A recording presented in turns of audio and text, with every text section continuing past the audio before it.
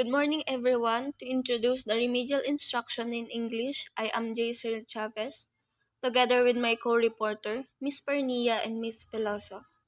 The scope of our discussion is about remedial program. For our learning objectives, at the end of the lesson, the student should be able to define and differentiate between remedial program in English and remedial for K-12. To identify and describe the key components of managing a remedial program, and to discuss the importance of organizing a remedial program. So, when we say remedial, it is in the context of offering some form of solution, remedy, or to improve. So, it generally pertains to corrective measures, especially in education. While in remedial program, it pertains to address learning gaps by reteaching basic skill.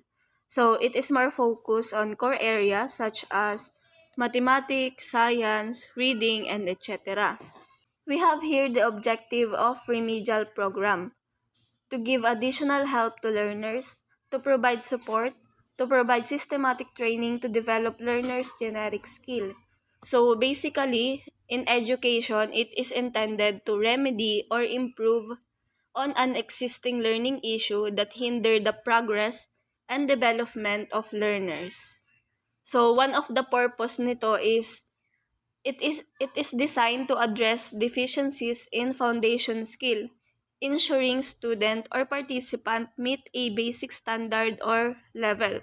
So ito yung sinasabi na extra help for student progress. So in addition, remedial is typically non-credit classes kasi nga dito is kailangan nilang i-boost yung student skill in core area like reading, writing, para ma-prepare nila yung mga standard coursework na kailangan ma-attain ng isang learner. A remedial program in English is specifically designed to assist students who have demonstrated difficulties in English. So basically, this program primarily helps students address language skill deficits by helping them acquire their learning needs. Also, to boost their self-confidence to face their own weakness and overcome this through the acquisition of self-help strategies. So, assessment must be conducted before organizing a remedial program, while consistent monitoring is crucial in managing the program. So, dito is para malaman mo kung effective ba yung method or approach na ginagamit mo sa learner. So, we have here characteristics of remedial instruction in English. So, the first one is target audience. So, these are the students who are below the expected level in English proficiency. So, it will be based on various assessment or diagnostics. Second is focus area. So, it typically cover core English skill like grammar, vocabulary, comprehension. So, third is customized approach. So, instruction is often tailored to the specific needs of each student. So, dito yung involve yung mga one-on-one session or smaller group setting lang yung ina-accommodate ng remedial instruction in English. Fourth is assessment. So, regular assessment are used to monitor progress and adjust instruction method or materials. So, kasi kapag hindi right method of instruction yung para sa student, is hindi magiging effective yung learning acquisition nila. The fifth one is duration. So, this program may last for a short term. So, ito yung tinatawag na summer class. So, I will discuss later the depth and order regarding the duration of summer classes. Last is supportive environment. Tutors or instructors often use positive reinforcement because they acknowledge small successes to build the student confidence in the subject of English. Next are general instructional guidelines that should be considered in remedial program. First, instruction is systematic. So when it is planned, deliberate in application, and proceeds in an orderly manner, this does not mean a rigid progression of one-size-fits-all teaching. So this doesn't imply that the teaching method is inflexible or assume that a single approach will work for everyone. Second is intensive instruction. On any particular skill or strategy should be based on needs. Third is there is no substitute for ongoing documentation and monitoring of learner. It is to determine the order in which skills should be addressed, and also the level of intensity that should require to help the learner succeed in a particular area. Last instructional guideline to track a specific goal and objectives within an integrated language framework. So we or teachers must know the instructional objectives their curriculum requires at the grade year or year level. Next, a remedial program for K to 12. It refers to a program that provides additional instructional support to students in kindergarten through grade 12 who are struggling to meet academic standard in various subjects. So it is not just limited to English. Characteristic. So first is target audience. So it is the student in grade 1 to grade 12 who are lagging behind in one or multiple subjects. Second is broad scope. So it covers a wide range of subjects including math, science, social studies. So it is based on the student need. Third is integrated curriculum. So this program may integrate with the existing school curriculum, providing additional lesson or tutoring session either during or after school hours. Next is beyond academic support, holistic approach. This program might address other issues affecting academic performance such as study skill, time management, or even other factors. Next is technology integration. So many remedial programs incorporate technology using online tools, software, or platform to deliver personalized content and track progress. Next is collaborative. So it involves collaboration between teachers, parents, to ensure a cohesive support system for the student. Lastly is flexible pace. So every student learns differently, the pace of instruction might be adjusted. So some student kasi is madali sa kanila yung isang topic while on the other student, so they are more challenging in that area. So ito na yung sinasabi ko kanina na summer class. So DepEd Order number 13 series of 2018 titled Implementing Guidelines on the Conduct of Remedial and Advancement Classes during summer for the K-12 Basic Education Program. So this DepEd order is in line with the implementation of Republic Act number 10533, otherwise known as the Enhanced Basic Education Act of 2013. So una is this will be implemented effective school year 2017-2018 in both and private elementary and secondary nationwide. However, the private school are allowed to make necessary adjustment in accordance with their situation.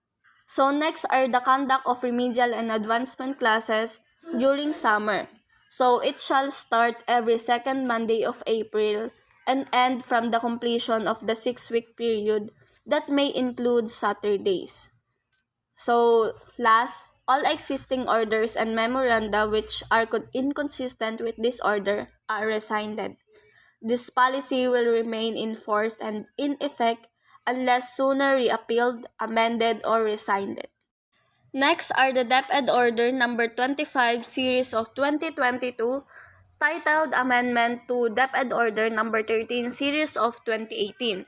So, pag sinabi nating amendments is involved dito yung mga changes or nagkaroon ng addition or clarification dun sa existing guidelines or rules.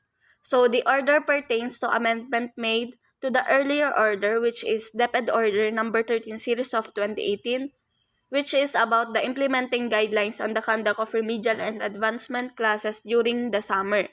So, nag-issue yung DepEd ng DepEd Order number 25 para ma-address yung learning gaps ng mga student due to pandemic. So, sa DepEd Order number 13 series of 2018, so ginamit nila yung term na summer classes dahil yung learner is previously attended school during the hot or dry season of April and May. However, since the schedule of remedial classes for school year 2021-2022 is nagre-range to July to August, so nagkaroon ng pagbabago, so it is amended to end of school year classes. So yun na yung tawag sa kanya. So, end of school year classes refer to both remedial and enrichment classes offered within a prescribed number of days during the school break of each school year. Section 7, eligible learners for summer or end of school year classes. So number 14 of the enclosure to DepEd Order number 13 shall be amended as follow. So dun sa DepEd Order number 13 is grade 1 to grade 10 learner who failed in not more than 2 learning areas at the end of the school year despite the educational intervention given. While dito naman sa amendment, so grade 1 to grade 11 learner who got a ranging grade from 75 to 79, so magkakaroon sila or kailangan nilang umattend ng enrichment classes instead remedial classes as the latter is designed for those learner who failed in not more than 2 learning areas. So yung conduct ng enrichment classes is one of the strategy in the learning recovery plan of the department. So it is designed to improve learners' level attainment of the most essential learning competencies or MELCs to ensure their readiness for transition to the next grade level. Further, Section 9, Daily Time Allotment. So in paragraph 23 shall be amended as follow. So end of school year classes shall be done from Monday to Fridays. The delivery mode of instruction shall preferably face-to-face, particularly for those schools that have participated in the implementation of the progressive expansion of face-to-face classes. So also, diniscuss din dito sa DepEd Order number 25 na yung one-size-fits-all approach is dinediscourage because it does not address the learner's unique and diverse need. So, dito is the end of school year classes for school year 2021-2022 shall start on July 24, 2022 and end on August 12, 2022. However, learners who receive a grade ranging from 75 to 79 shall attend enrichment classes for 15 days only, from Mondays to Friday, within the identified duration of end-of-school year classes. So, sinabi rin dito na yung learners na nag-undergo sa enrichment program is dapat provided or magkakaroon sila ng additional learning opportunities through tutorials, mentoring, coaching, or other ways of delivering organized learning experience. So this order shall be implemented in all public, elementary, and secondary school nationwide for school year 2021-2022. So private school naman is pwede sila magkaroon ng adjustment in accordance with their context, with their approval of their respective SDS. The next reporter will be Miss Pernia. Good day, my name is Ma'am Pernia and we are the reporters for today, and tutoring focuses on curriculum content rather than the child's individual learning profile. Remediation provides the student with concrete, engaging strategies to support learning challenges in auditory or visual processing memory, organization, and attention. Our remedial teachers use each student's classroom content as the basis to provide these strategies, supported by dynamic texts, materials, and online learning resources. In organizing a remedial program, one must consider the following factors. The first one is curriculum. It is base goals and standards for language learning on theory research, relay teacher beliefs and knowledge about instruction and research. It also organizes the curriculum framework so that it is usable. And the last one is it select materials that facilitate accomplishment of school goals. So the first one is it is base goals and standards for language learning on theory research. The special teachers or the remedial teachers are supposed to be base goals, and the remedial teachers are supposed to have standards for language and learning on theory research, because in the previous study, we are supposed to differentiate the regular teaching between the special teaching. So in special teaching, we should have goals and standards for language learning on theory research, because that is important so that the students may learn more from us. So the second one is relate teacher beliefs and knowledge about instruction to research, because as a special teacher, we are supposed to acknowledge the differences between the regular teaching and special teaching. As a special teacher or a remedial teacher, we are supposed to treat our students with patience so that we can relate, and also we can relate our teachings towards our students so that they may further understand more, or they can broaden their knowledge more. The third one is organize the curriculum framework so that it is usable.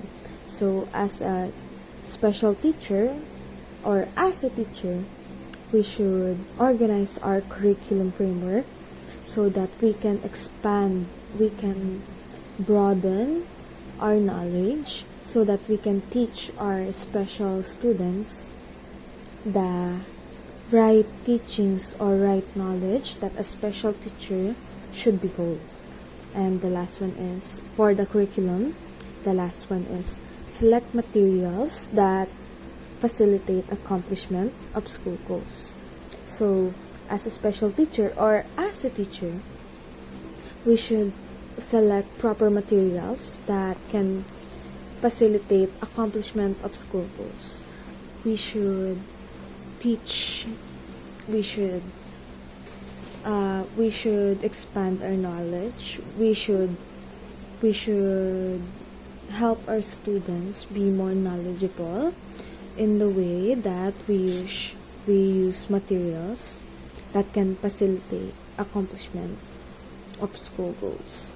And the second one is instruction. So the program must identify instructional strategies and activities for our learners. So the first one is kind of not different from regular teaching, because in regular teaching, we should also use strategies and activities for our learners. It is not different. It is not far different from our special learners, that both of them are supposedly use for our strategies and activities for our learners. So the second one is instruction. Instruction must be based upon what we know about the effective teaching of language skill. So our focus for today's knowledge is language skills. So the instruction that we must prepare for our special learners must be based upon teaching of language skills, because for us teachers, we are here for our special students or our students so that they can learn or expand their knowledge about language skills. Those involved in designing or selecting instructional activities need to consider the variables that contribute to success in language learning, given its interactive and constructive nature. So, as teachers, should prepare an instructional activities or instructional materials so that we can consider the variables that contribute to the success in our language learning. It is also given for us teachers to be interactive and to be constructive in our nature. So the fourth one is time must be provided in the classroom for practice. Well, as teachers should give our time for our students, for us to provide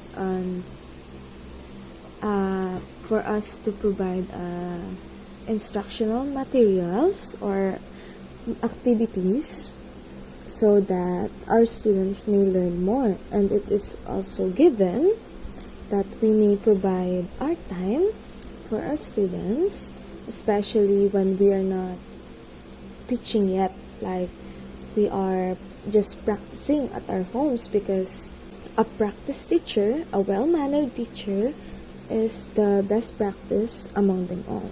So the fifth one is composing should be an integral part of the program.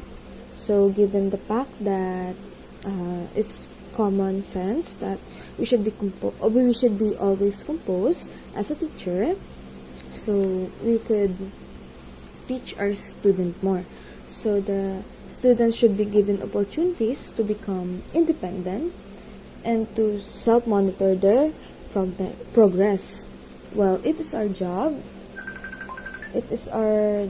for us teachers to give proper instructions or to give our students the proper knowledge, but it is also our job to give the students opportunities to make them independent and to self-monitor their progress, because we are just here to guide our students. The knowledge, we are just here to guide the students to their. It is our job to give the students opportunities to become independent and to self-monitor their progress. So the next one is the climate in a school must be conducive to the development of students. So our students have different types of learning environment.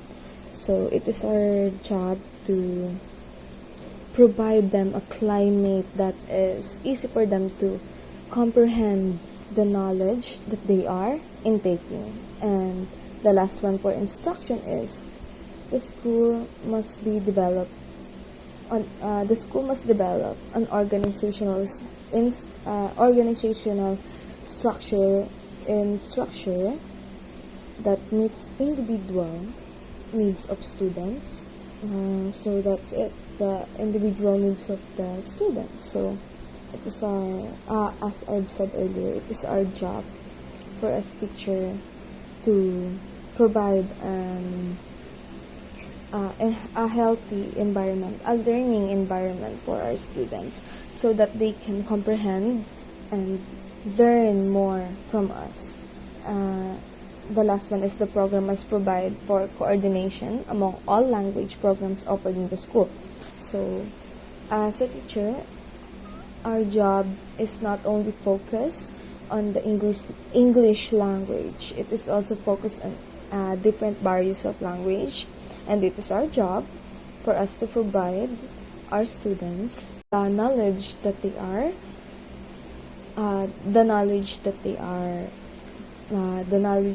are willing to learn. And the third one is assessment. So the assessment has three parts.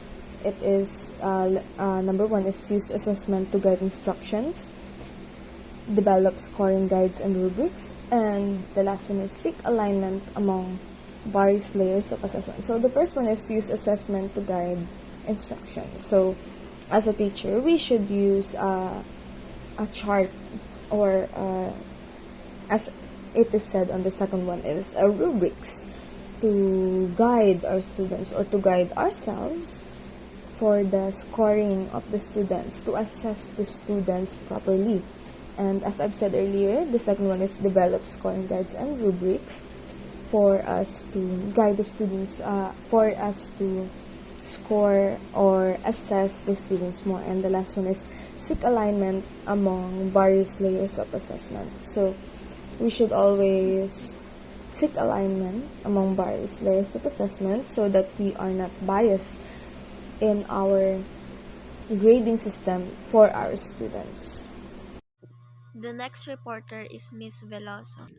Managing remedial program. How to manage the remedial program.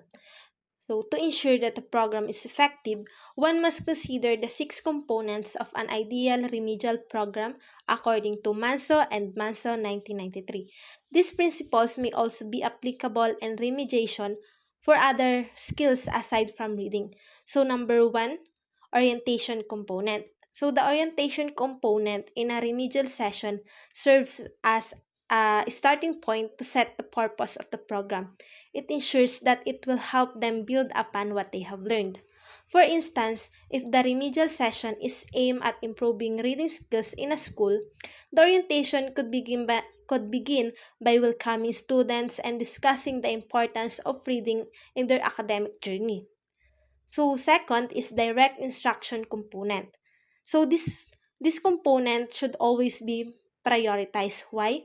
Because it is the essential core of the remedial session.